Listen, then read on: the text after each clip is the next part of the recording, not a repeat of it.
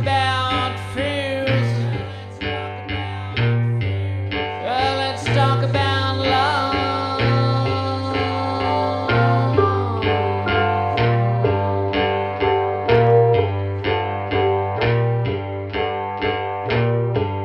Yeah, I got fears, but I ain't got no love.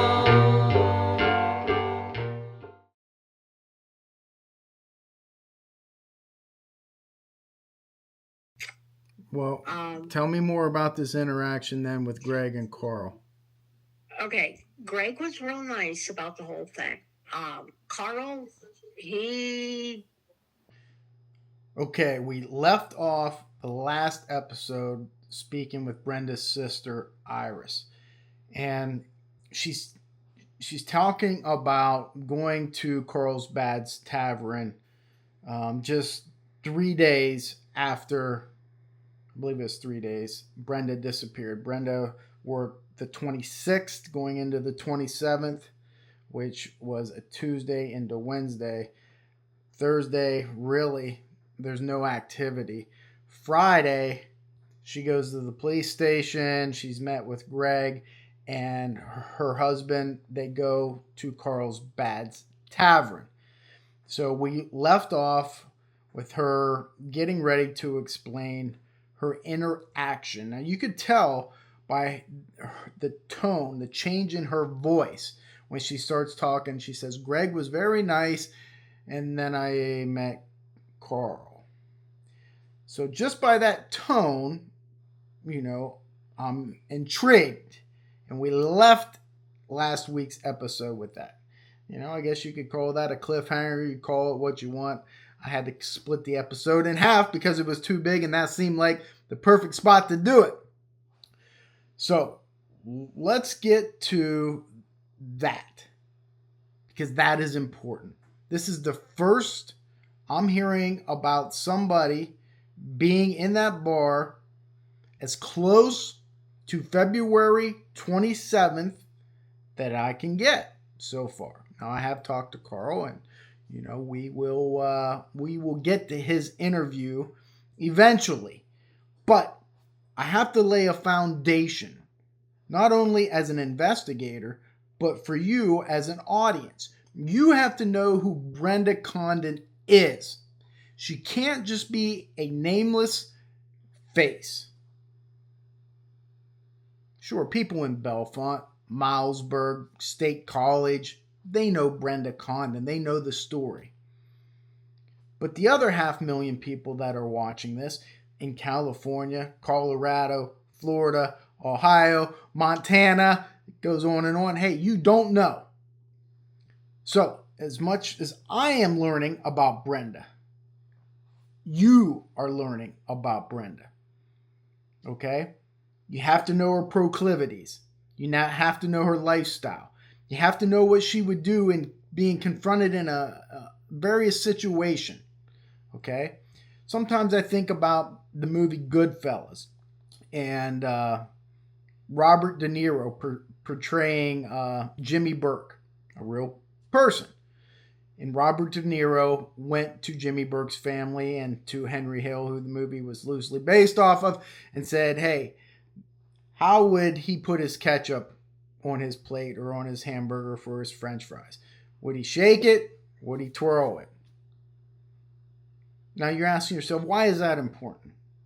Well, for him it was important because he wants to portray Jimmy Burke the best way that he can. And at the dinner scene, you see him going like this. Why?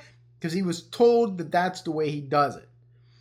This is much the same way. I have to know everything about Brenda. As much as some things people don't want to talk about, such as, was Brenda promiscuous? Would she go into a men's bathroom and have sex? Sounds crazy, right? Happens all the time, okay? It's not that crazy. How would she end her night? Would she drink a beer? If so, what kind of beer? Did she smoke? All these things are not only important to me, but they're important to you. because you have got to see Brenda how I see Brenda. Then once the foundation is laid, then we can start working on theories, motives, suspects. Everybody wants to just jump to suspects. Slow your roll. There's a lot that has to take place in an investigation before you start pointing fingers. Think of the Idaho murders, how everybody, it's the hoodie guy, it's the food truck guy, it's the chief of police, it's a drug dealer. And how many of them were wrong? Every single one of them. Because that's not how you do an investigation. You don't do an investigation through YouTube, okay? That's not what I'm doing here. Doing an investigation, and I'm bringing you along with me so you can see how a real investigation is conducted.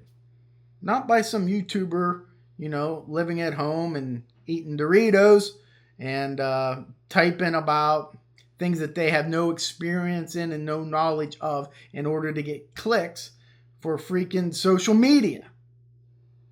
This is about a real person who had real family and friends that were impacted by her disappearance.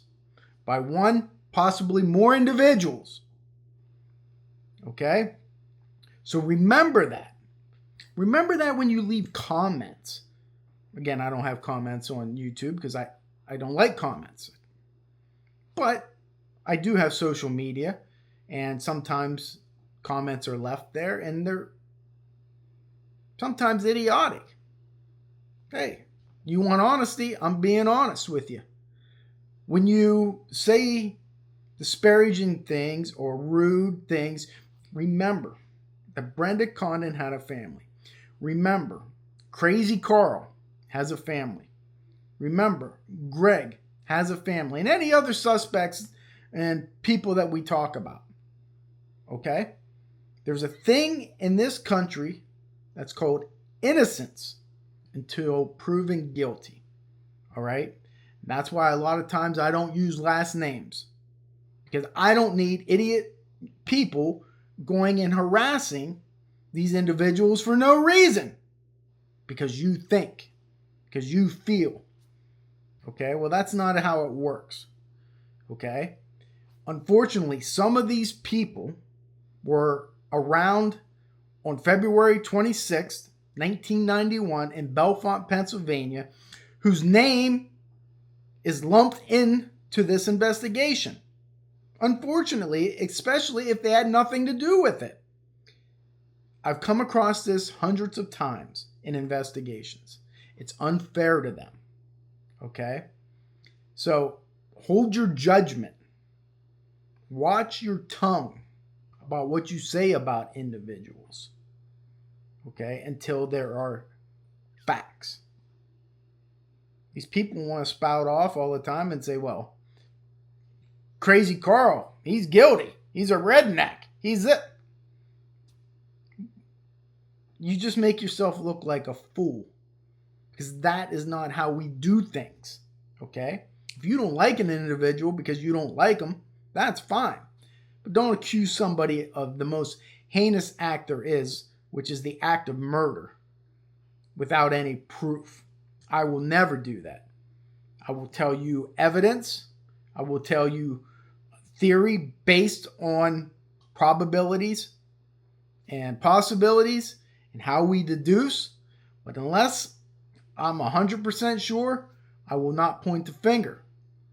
I'll leave that for you to decide on what you think. But I'm here to do this investigation, present evidence, facts to you.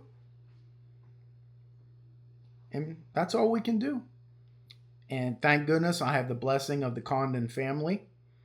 Having them behind me is very important. So with that said, let's go back to, I believe it's going to be February 28th, that Friday, when Brenda Condon, the week she disappeared. And let's see what Iris's encounter was with Greg, the boyfriend, and Crazy Carl, the owner of Carlsbad Tavern. Check it out. Was very, very, he didn't want to talk to me. He didn't want to see me. Did he say that to you, or was it just his body language? Just the body language. Okay. And anything I asked him was a very short yes or no. He wanted to get away from me as quickly as possible. Okay, you can tell by my facial expression that I'm concerned. This is a red flag for me. You have an employee of your establishment 2 days ago go missing from your bar that you're in charge of. Her sister comes down to make inquiries, and you are not being friendly with her. You are giving off a bad vibe to her. That's a red flag for me. Remember when I said earlier Carl was not a suspect? He wasn't at the time. But when somebody gives off red flags, they move up in the priority of suspect ladder. Now, I don't know if this is normal for Carl. I'll figure that out. Or is he have consciousness of guilt of some sort? Let's find out what Iris had to do the rest of the time at the bar. And wanted me out of there. He didn't say that, but I could get that feeling that he wanted me out of that bar. Okay. So you asked him about the receipts or something like that? Yeah, and it wasn't, I didn't care about the money, what was on the deposit slip. I just wanted to see if it was her handwriting. Okay. So that I could see whether she actually closed up or not. Uh-huh. And what did he say? No way was I looking at that deposit slip. Okay. Any other questions that you laid on him while you were there, like about maybe the closing routine or when the trash goes out or if she uses the back door or anything like that? No, I didn't, because her car was left sitting out in front of the door. Okay. Explain that to me. If you go Okay. out, if you are walking out the front door of the bar, which side would her vehicle be on? It would have been on the right-hand side going out the door. Okay. Where is that car today? The police impounded it, took it down to Williamsport. They tore it apart, and I had told them that once they were done with it to let me know, because I wanted to get the car for the kids because that car meant so much to her. They sold it without letting me know anything. Oh, wow. Yeah, which was a very nasty thing. But the car was I can't remember what kind it was, but it wasn't a common everyday car. They only made so many of them. It was some type of a Mercury. But she had been in a car accident. Oh, it was a truck and a car in Clearfield, and the truck was demolished. So the money that she got from that accident, she bought the car with. Okay. And of course, Todd, being a boy, and he was young, but it was a sporty type car, and he really liked it. And I thought, well, I'll just get the car, I'll keep it, and when he's old enough to get his license, I'll give him the car. But like I said, they impounded it, they tore it apart in Williamsport and sold it to somebody and never let me know. Okay. And they wouldn't even tell me where they took the car to. Okay. More about this bar. Did she have, to your knowledge, I would think, a set of keys? Again, you can see I'm bringing her back to Carlsbad Tavern. And the reason, yes, everything happened there. We have to know more about the bar, the procedural issues of that bar. Where did she keep her keys? Did she keep them on a key ring? Where did she keep her purse? What did the bar look like? She was in the bar 3 days after this happened. I can't stress to you how important that is. The further away you get from the crime, the less factual the information you get becomes. So I'm bringing Iris back to that night. Tell me more about that bar. Give me particulars. What did you see? How did it make you feel? Things like that. Very important to get that information now as we go forward in this investigation. Let's see what Iris has to say. For the bar. I don't know that, but I'm sure she would have to, because she had to go in and open up on Monday after she left Clearfield. She had to go and open the bar, so she would have had keys. And I would think with nobody else being there at nighttime, she would have had keys to close it with too. Right. And this is something you probably don't know, but I gotta ask. Is she the type of person like I am, maybe, that when I have a bunch of keys, I put them all on one key ring, like with my car, with my house? I would say so, yeah. I always did. Okay. All Yeah. right. Keep them all together so you have one big bunch of keys. Right. Because her keys to her car were never found, correct? Correct. And she didn't lock the bar up, correct? Correct. And those keys were never found? Nope. Okay. One thing that I never see anybody ask or talk about anywhere, but it came to me that it was February and the average temperature was around 25 degrees. Oh, yeah, it was cold. Where was her coat? I don't know. So we could assume that she wore a coat to work. Right, which would have been probably a red leather jacket. Okay. Because she had one. In fact, for one of the pictures, in fact, I think the police had it. She had the red leather jacket on. Okay. That makes sense. Now, because you're her sister, and more importantly, I think because you're her older sister, I know that you are protective of her. Mm-hmm. But this is very important that I know a couple of things about her. And Mm-hmm. I can't have you protecting her. You Right. have to be honest with me.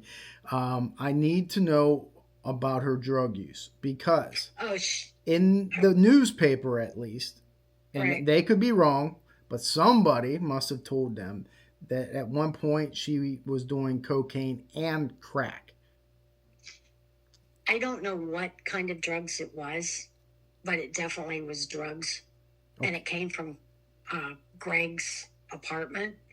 And he had a party room. I was in his apartment with the advocate from Ray Graker's DA's office. Okay. We went over to get her things out of Greg's apartment. And the kids showed us where the party room was. And it showed where the drugs were kept. Okay. And she would come to my house and she would have black and blue marks on her arms.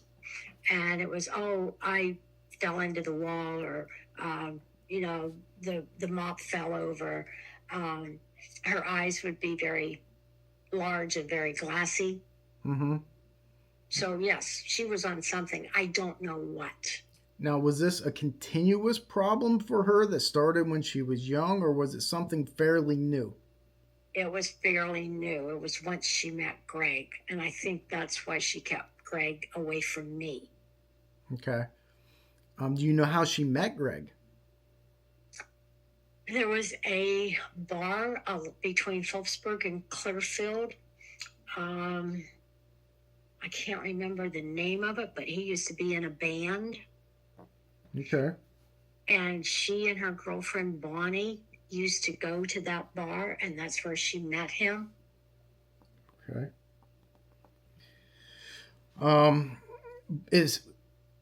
He is known, obviously, when he was arrested many years later for dealing drugs.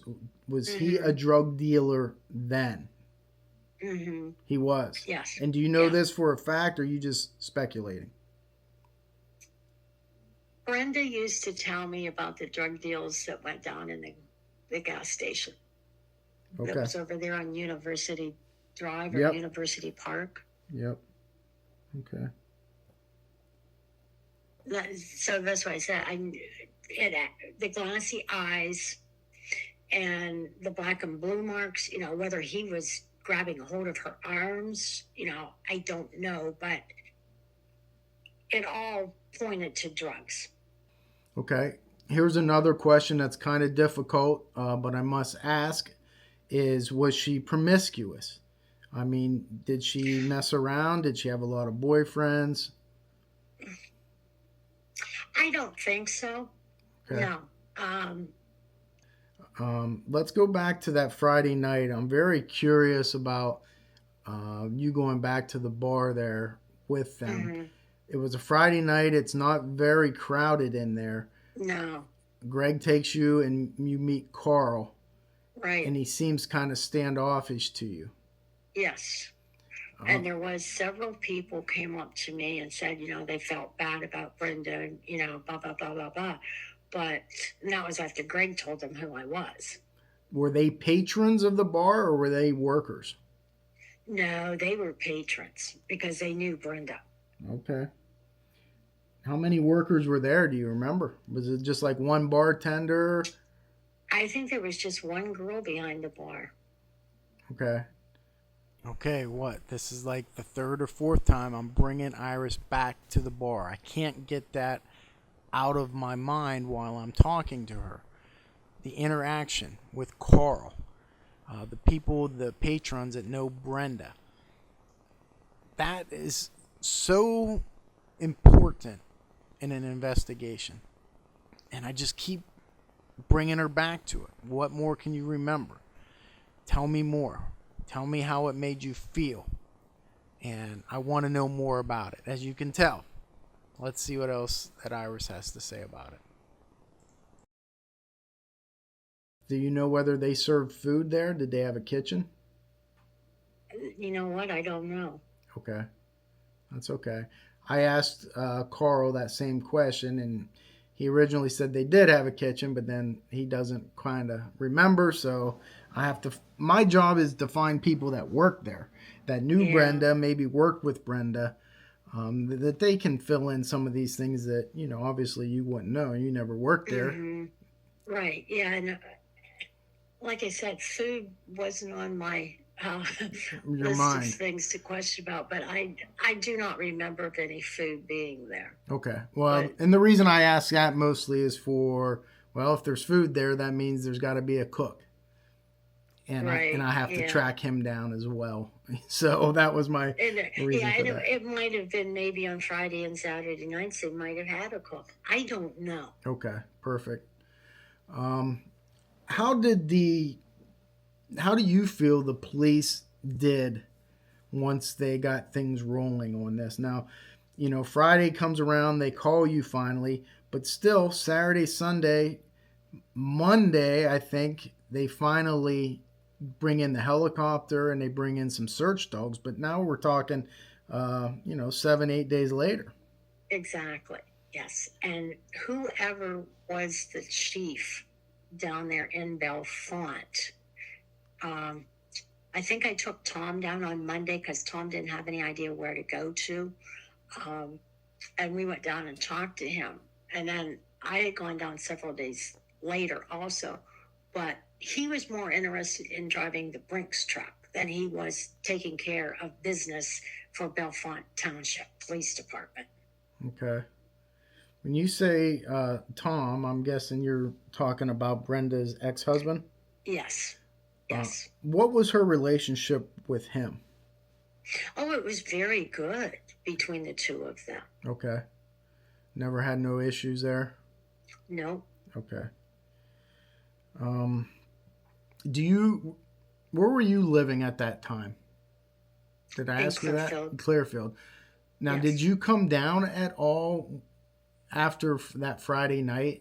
Like when they were doing the searches or they were up in the helicopter or anything like that? No, I was there during the daytime. But like I said, they had already done the searches and things. And Shaw was the one who would call me and talk to me about it. But whatever the chief of police was, he was worthless. And he and I went round and round a couple of times because I told him, I says, if it was your sister, I says, you'd be out there looking. I says, Right. you wouldn't be sitting in here worrying about the Brinks truck driving it. Right. I agree with you there. When I guess, what was your impression of that bar?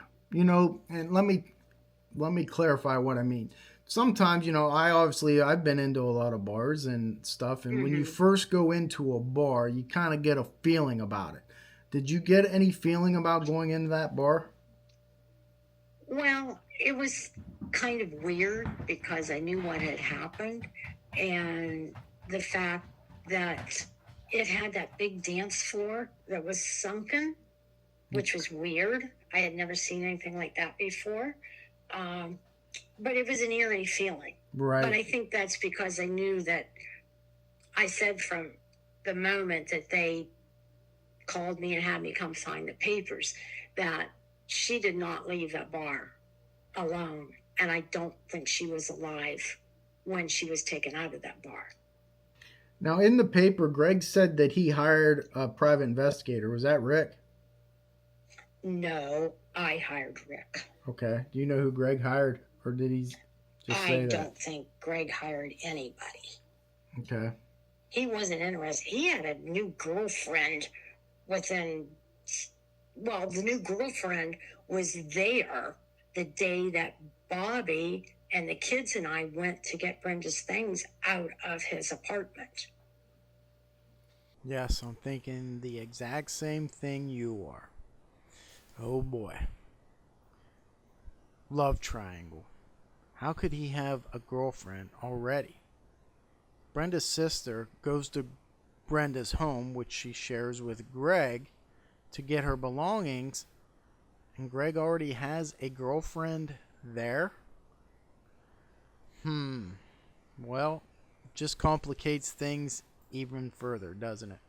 Because we all know girls can kill. They have killed and they will continue to kill, especially on emotion. So we have to follow that angle up as well. Let's see what else Iris has to say. Okay. I don't know I don't know what her name was, but I assume that she probably was one of the party people that was in the apartment also. Okay. So it didn't take him very long to find a new girlfriend. Well, yeah, I mean, I read his newspaper article the 1 year anniversary later where he said, the reward's no longer on the table. I've moved on with my life. I wasn't married to her. She was just my girlfriend. And I thought, that's kind of callous. Well, that's what I said. And to have a new girlfriend there when, the advocate from the DA's office was with us to pick up her things, I was like, why wouldn't you have her out of the way until we got what we came there for and left, and then have the girlfriend come back? I'm assuming you didn't find anything of relevance there, like a journal or newspaper scrappings, nothing? No, nothing at all. Okay. Did the police ever give you any paperwork? Nope. Nothing. Well, see, Bellefonte police would not give it to Rockview State Police until I think it was almost a year later before they actually wanted this Rockview to come in. And at the time, I thought that was really strange. Who were they covering up for? Greg? Because why wouldn't they call in all the help that they could get when it was a missing person? Right. Now, there was some talk that I read that she had cashed a check of some sort that day, or did not cash it or something. She had borrowed money. She had borrowed money from my aunt. Okay, yes. That day, yeah. What was that about? I don't remember what that was for, but I remember because my aunt worked at the Lincoln Mercury garage, and she stopped, and talked to her, but my aunt is now deceased. Yeah, I don't know what that was for. Okay. Probably to pay a speeding ticket. Okay. Well, I was just trying to think as if she cashed that check and she would have had cash on her purse. Yeah, see, I don't know whether my aunt gave her a check or whether my aunt gave her cash. My aunt probably gave her cash money. Okay. So when I was talking to Carl and I was asking his impressions of Brenda, he told me that he just always felt that she looked sad, like she wasn't happy. Is that the impressions that you got from her, at least in the No, last week of? no, No. no. But there again, she could have been coming down off of some kind of drugs, Right. To go to work. Mm-hmm. But she enjoyed talking to people. She was very, very outgoing. Yeah. I mean, Carl said that he believed that was talking all night, or at least a good portion of that night, to somebody at the end of that bar, that she was actually sitting with him kind of at the bar talking. Did you ever hear that?